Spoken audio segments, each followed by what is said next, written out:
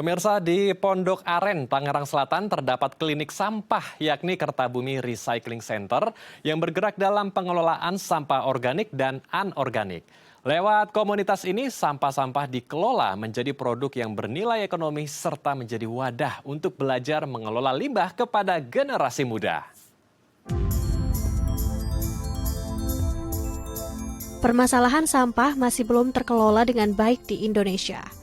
Dari total produksi sampah nasional terdapat 63,3% atau 20,5 juta ton dapat terkelola. Sedangkan sisanya 35,67 atau 11,3 juta ton sampah tidak terkelola. Melihat hal tersebut, salah satu organisasi yang secara konsisten bergerak dalam pengelolaan sampah dan keberlanjutan lingkungan, yakni Kertabumi Recycling Center, hadir dengan menawarkan konsep pengelolaan sampah berbasis pada prinsip-prinsip reduce, reuse, recycle yang bertujuan untuk mengurangi produksi sampah sejak dari sumbernya. Mulai dari memanfaatkan kembali barang yang masih memiliki nilai guna, serta mendaur ulang material yang bisa diolah menjadi produk bernilai ekonomi. Beberapa di antaranya ada anorganik dari sampah plastik yang dijadikan tas dan organik dari sisa sampah rumah tangga yang dijadikan kompos. Ya, untuk membahasnya kita langsung saja berdiskusi dengan Santi Novianti selaku PR Director Kertabumi Recycling Center. Kita langsung sapa. Selamat siang, Assalamualaikum. Apa kabar Mbak Santi? Waalaikumsalam, selamat siang juga, kabar baik, Alhamdulillah. Alhamdulillah, kalau kita lihat tadi di tayangan luar biasa sekali teman-teman dari Kertabumi bisa mengolah limbah plastik menjadi berbagai macam karya yang cantik dan bernilai jual ya. Ini boleh diceritakan Mbak awalnya. Mbak Santi, apa sebetulnya yang menjadi kegelisahan teman-teman Kertabumi sehingga membuat sampah menjadi berbagai macam karya seni? Oke. Mungkin kegelisahan kita yang paling utama adalah terkait masalah polusi, masalah sampah, masalah lingkungan ini nggak pernah beres. Dan kami ingin melakukan satu aksi nyata, apa yang bisa kita lakukan untuk bisa merubah mindset kita terkait polusi atau sampah ini, sehingga dengan pendekatan ekonomi kreatif dan pemberdayaan masyarakat kita mau mencoba banyak masyarakat untuk peduli terhadap sampah ini.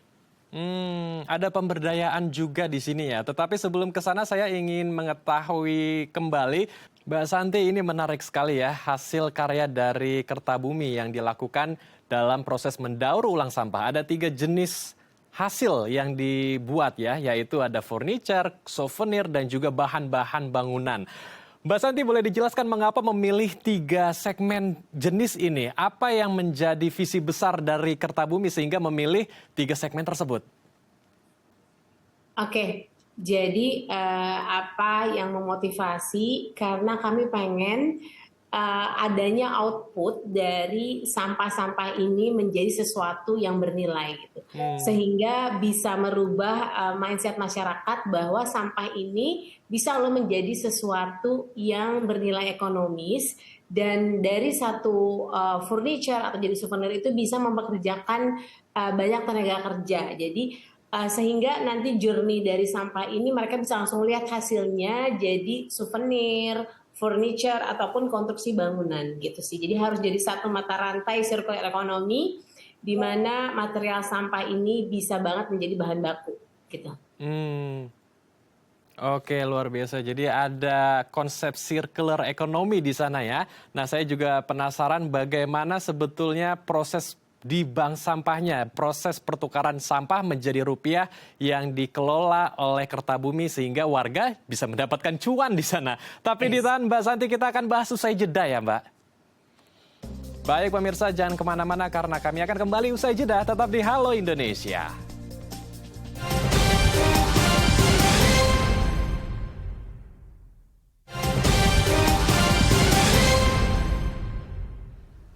Terima kasih pemirsa, Anda masih bersama kami di Halo Indonesia. Kita akan lanjutkan diskusi hangat kita bersama dengan Mbak Santi Novianti selaku PR Director Kertabumi Recycling Center. Kita langsung sapa kembali. Mbak Santi, bisa mendengar suara saya dengan jelas sekarang, Mbak? Bisa. Oke, kita lanjutkan diskusi kita. Mbak Santi tadi sudah menjelaskan tentang bank sampah ya yang disediakan agar bisa mengajak warga mengumpulkan hasil limbah rumah tangganya di sana dan mendapatkan sejumlah rupiah begitu. Nah ini yang Yes. menarik nih, kira-kira berapa kilo sih Mbak yang bisa dikumpulkan oleh warga sehingga bisa mendapatkan berapa rupiah di sana nih Mbak? Oke.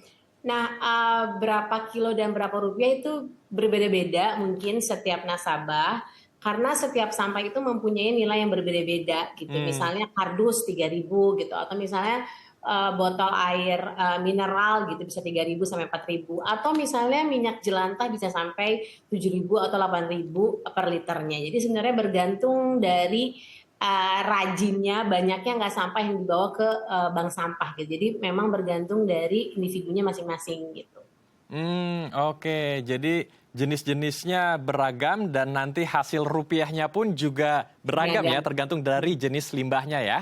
Yes.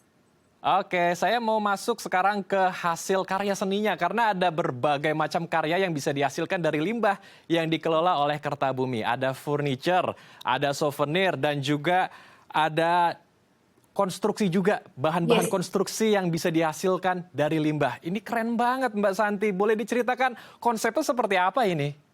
Oke, jadi memang ada 3 teknologi yang Kertabumi kembangkan dengan menggunakan material sampah. Yang pertama adalah kita membuat sampah dengan berbagai metode yang kita gunakan, lalu menjadi souvenir mulai dari plakat, mulai dari coaster, jadi banyak banget. Lalu ada furniture mulai dari meja, bangku gitu ya. Banyak juga kebutuhan akan furniture. Lalu yang ketiga adalah yang terus kami kembangkan adalah waste menjadi konstruksi bangunan. Jadi kalau misalnya mampir ke Kertabumi, bangunan kami panel-panelnya semua dibuat dari sampah, atau jadi ada beberapa tembok atau bangunan yang kami sisipi 30% dari sampah plastik gitu sih. Oke. Kalau begitu saya mau membahas ke hasil karya konstruksi ya, karena ini menarik sekali dan mungkin masih banyak masyarakat luas yang belum mengetahui kalau limbah ini bisa menjadi bahan bangunan gitu ya. Ya. Oke, bahan bangunannya seperti apa saja Mbak yang bisa dihasilkan? Apakah seperti batu bata, ubin bisa dihasilkan dan bagaimana dengan ketahanannya Mbak? Karena kan ini membuat bangunan harus firm ya, harus kuat untuk Yes. menahan batu dan juga semen. Ya, nah kebanyakan kita buat tembok gitu, atau misalnya tadi benar lantai atau pelapis-pelapis dinding untuk konstruksi bangunan gitu sih. Dan memang sekarang untuk konstruksi bangunan sendiri memang butuh uji ketahanan yang lebih untuk diuji, dan kami masih proses ke arah sana. Karena yang paling banyak pesanan kami adalah waste menjadi furniture ataupun souvenir. Nah, untuk konstruksi bangunan ini masih terus kami gali agar safety-nya maupun ketahanannya ini bisa sesuai dengan standarnya. Seperti itu sih. Oke, Untuk keren. sementara paling hanya untuk pelapis tembok atau tembok yang kami sisipi plastik atau sebagai lantai aja gitu. Oke. Tetapi hasilnya sudah ada Mbak ya, karena sudah ada yang Ya, dibangun dari bahan-bahan betul. bangunan tersebut yang asalnya dari limbah ya Mbak? Yes, betul. Oke, saya masuk ke furniture. Ini juga menjadi sesuatu yang hits ya, karena furniture ini banyak sekali dilirik oleh ibu rumah tangga dan juga bapak-bapak rumah tangga yang ingin menghias rumahnya dengan estetik begitu. Ini sudah dijualkah ke pasar luas atau hanya dikonsumsi bagi warga di sekitar Kertabumi saja atau buat perusahaan aja Mbak? Oke, sebenarnya penjualan yang Kertabumi lakukan itu tidak hanya untuk masyarakat sekitar, tapi kita juga menjual secara luas.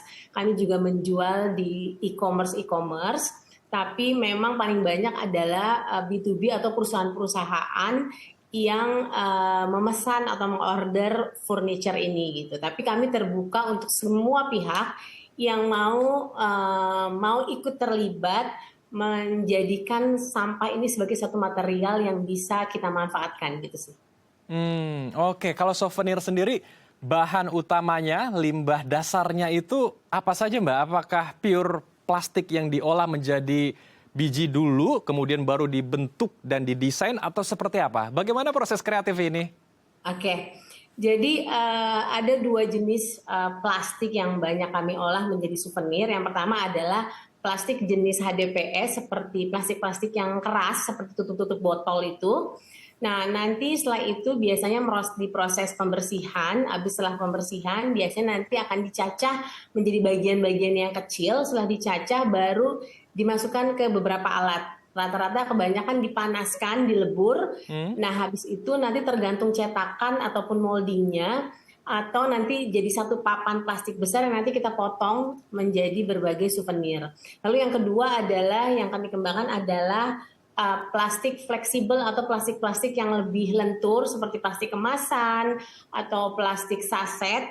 Itu kami akan ubah teksturnya menjadi tekstur kulit jeruk sehingga bisa dibuat jadi macam-macam. Mungkin beberapa contohnya adalah seperti tas ini semua dibuat dari plastik gitu.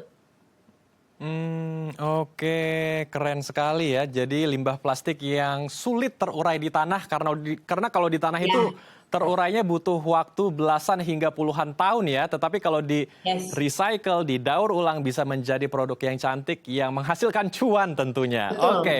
Saya mau masuk ke souvenir karena Mbak Santi sudah memamerkan salah satu produk souvenirnya.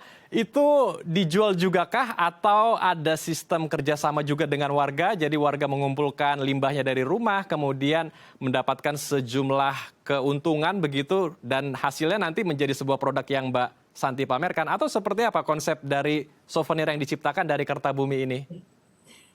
Sebenarnya ada dua. Ada yang orang memang mendonasikan atau menabung sampahnya udah gitu aja nanti kita konversi menjadi uang. Ada juga perusahaan-perusahaan penghasil sampah yang nanti sampahnya kita daur ulang langsung jadi produk, jadi bangku, jadi apa. Jadi memang ada beberapa metode kerjasama yang kita lakukan. Entah itu cuma kita ambil bahan bakunya, sampah dari warga ataupun siapapun yang membawa sampahnya ke Kertabumi. Ada juga yang orang bawa bahan bakunya, lalu kami upcycling atau recycling menjadi macam-macam. Jadi tergantung kebutuhan dari masing-masing kliennya gitu. Oke. Kalau paling banyak klien itu melakukan order dalam souvenir ya, bentuk souvenir. Jenisnya apa saja Mbak? Karena kalau kita lihat kan souvenir sekarang banyak sekali jenisnya yang diolah dari limbah daur ulang. Apa saja kalau di sini, di Kertabumi? Kalau jenis HDPE, jenis plastik yang keras-keras tuh seperti plakat-plakat seperti kayak gini ya. Ini terbuat murni dari plastik. Atau sekarang yang banyak tuh karena lagi orang banyak lari atau piagam-piagam, semua murni dari plastik. Jadi kebanyakan tuh plakat, jam, ataupun piagam-piagam atau jam-jam seperti ini itu semua murni dibuat dari plastik. Itu yang paling banyak. Kalau untuk plastik fleksibel, plastik saset biasanya jadi pouch, jadi tas-tas kecil seperti ini ya. Ini semua dibuat dari plastik. Gitu. Oke, ini cantik sekali produknya. Ini juga dibuat dari plastik yang dilebur dulu jadi biji plastik kah, kemudian baru didesain seperti itu? Iya betul. Jadi kalau plastik itu nanti plastiknya kita panaskan di suhu tertentu. Setelah panas nanti biasanya bergantung kebutuhannya. Nanti ada beberapa plastik yang kami tumpuk gitu untuk kami panaskan sehingga nanti menghasilkan tekstur yang lebih firm, lebih kuat. Baru nanti dikasih motif macam-macam gitu. Oke, luar biasa. Sejauh ini customer atau kliennya sudah ada di mana saja Mbak Santi? Karena kalau kita lihat produknya kan ada banyak sekali ya. Paling banyak di mana saja dan apakah sudah sampai ke pasar mancanegara? Oke, mancanegara belum, mudah-mudahan semoga. Tapi yang paling banyak sih memang di Pulau Jawa sih. Pulau Jawa, Bali, Surabaya, itu yang paling banyak. Kami juga mengirim ke beberapa kota tersebut. Ini kan menarik sekali ya konsepnya. Mengajak warga mengelola limbah, kemudian mengajaknya juga untuk bisa menabung di bank sampah dan juga bisa melihat hasilnya ya. Hasil dari limbah yang didaur ulang di Kertabumi. Ini apakah juga ada gerakan untuk mengajak warga, terutama yang di bank sampah ya, yang menabung di situ, untuk bisa bertukar pikiran dan memberikan edukasi bagaimana mengelola limbah agar A sampai Z-nya mengelola limbah ini bisa betul-betul masif buat warga di sana, Mbak Santi? Ada, itu kenapa kami menciptakan sustainable platform di Hmm. mana sebenarnya bank sampah kami itu bisa setiap hari orang berkunjung ke sini sehingga orang bisa mendapatkan insight bahwa sampah itu bisa bernilai ekonomis loh, sampah itu bisa jadi ini loh. Jadi kita sebenarnya terus mengundang masyarakat sekitar ataupun masyarakat yang jauh dari Kertabumi untuk bisa datang ke kami dan melihat pengolahan sampah sehingga orang bisa lebih bijak dengan sampah yang mereka hasilkan gitu. Jadi memang kami terbuka untuk umum agar warga bisa datang dan melihat bahwa sampah ini bisa menjadi satu material yang luar biasa dan bisa menjadi satu mata rantai sirkular ekonomi. Oke, luar biasa. Jadi ada ruang untuk belajar juga ya Belajar. bagi warga agar bisa melihat langsung seperti apa proses daur ulangnya hingga menjadi sebuah karya yang cantik dari limbah-limbah yang biasa kita sering temukan di rumah tangga ya. Oke, boleh di-spill Mbak Santi kira-kira nih dalam 1 bulan omsetnya sudah berapa nih Mbak kalau banyak sekali dan cantik-cantik sekali produknya? Kalau sebenarnya kalau di Kertabumi itu ada banyak bidang yang kami lakukan, mulai dari edukasi, mulai dari bank sampahnya penerimaan barang maupun mulai dari jasa-jasa yang lain. Kalau ngomong omsetnya berapa, yang pasti karyawan saya sekarang 19 orang dengan gaji minimal semua UMR, mungkin bisa dihitung berapa di daerah Tangerang Selatan. Jadi lumayan sampah ini bisa menjadi cuan dan Kertabumi sendiri sudah berdiri dari tahun 2017. Awalnya saya cuma punya 2 karyawan dan sekarang karyawan saya yang tetap yang saya gaji secara regulari di luar yang lain adalah 19 orang ini Mas gitu. Hmm. Dan untuk penerimaan sampah di Kertabumi ini kami menerima sampah setiap bulannya kurang lebih 3 sampai 5 ton setiap bulannya. Oke, kurang lebih 5 ton dalam 1 bulan ya. Tetapi kalau saya masih penasaran untuk bisa menginspirasi warga ya, agar mungkin bisa mendapat insight baru dan ide baru untuk mengelola limbah menjadi karya yang bisa mendatangkan cuan nih. Berapa sih Mbak omsetnya dalam 1 bulan untuk clear-nya dalam mengelola limbah ini? Ratusan juta. Wow, luar biasa. Ratusan juta dalam 1 bulan ya? Yes. Oke, luar biasa. Nah, tadi di tayangan juga saya sempat melihat ada tas yang dibuat dari seperti kemasan plastik begitu ya, yang diurai-urai, dianyam menjadi sebuah tas. Itu juga dari Kertabumi kah yang membuat atau ada kerjasama dengan pihak warga yang ada di bank sampah, Mbak Santi?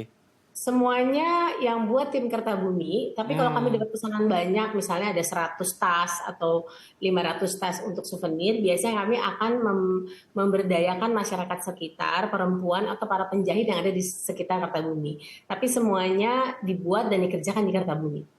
Oke, luar biasa sekali. Nah, kalau kita membahas tentang sampah limbah, ini kan hal yang sulit sekali ya terselesaikan karena setiap hari aja bisa sampai 7 tonan dalam sehari di TPS Bantar Gebang, Bekasi ya. Di situ 7 tonan dalam 1 hari. Kalau dari Mbak Santi sendiri melihat permasalahan sampah kita, sebetulnya bagaimana sih Mbak agar kita bisa bijak juga dalam mengelola sampah? Karena kalau terus begini terus ya kita akan sulit juga menyelesaikan persoalan sampah. Mungkin di sana juga masih banyak yang belum mengetahui bahwa ya sampah ini permasalahan yang sangat krusial di masa depan. Yes, benar banget. Sedihnya mungkin Indonesia tuh masih terbelakang banget terkait isu lingkungan, terkait masalah sampah gitu ya. Jadi sangat timpang banget pengertian atau pengetahuan orang terkait isu lingkungan. Jadi penting banget banyak orang-orang yang mau memviralkan terus berbicara terkait isu lingkungan karena masalah lingkungan ini menurut saya masalah luar biasa. Segala sektor ini nggak akan bisa berjalan berbandingan lurus kalau memang masalah lingkungannya nggak beres gitu sih. Jadi memang harus terus diedukasi ya, diedukasi masyarakat terkait isu lingkungan ini sehingga bisa ada perubahan dan masalah sampah ini menurut saya bukan masalah pemerintah saja atau masalah salah satu pihak tapi masalah semua orang. Dan mungkin permasalahan sampah itu bisa dibagi 3 menurut aku. Yang pertama adalah kebijakan pemerintah, yang kedua infrastruktur dan behavior dari masyarakat, dan itu semua harus digerakkan bersama-sama sehingga bisa mengatasi masalah sampah kita di Indonesia gitu. Karena orang kadang-kadang juga nggak tahu seberapa daruratnya isu lingkungan ini gitu. Makanya harus terus sebenarnya diedukasi, dan itu yang Kertabumi lakukan. Kami banyak melakukan edukasi ke sekolah-sekolah, baik dari jenjang yang paling SD sampai SMA, untuk bisa mengetahui bahwa Indonesia ini sudah nggak baik-baik loh terkait isu lingkungan ini, dan kita harus bersama-sama membuat sesuatu, membuat perubahan agar tidak makin berkepanjangan isu sampah ini, gitu sih.